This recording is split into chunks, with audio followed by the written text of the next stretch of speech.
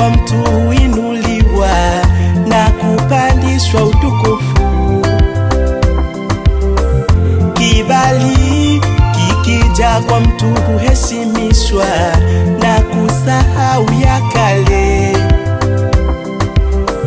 Kibali kikishuka kwa mtu huinuliwa na kupandishwa utukufu.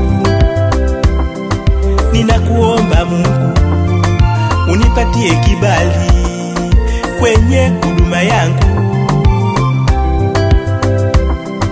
Ninakuomba Mungu unipatie kibali kila niendako. Ninakuomba Mungu unipatie kibali kila nifanyalo. Ninakuomba Mungu unipatie kibali niwapo kazini.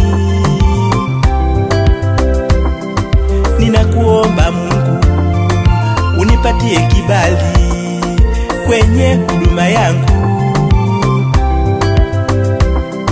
Ninakuomba Mungu unipatie kibali kila niendako. Ninakuomba Mungu unipatie kibali kila nifanyalo. Ninakuomba Mungu unipatie kibali niwapo kazini.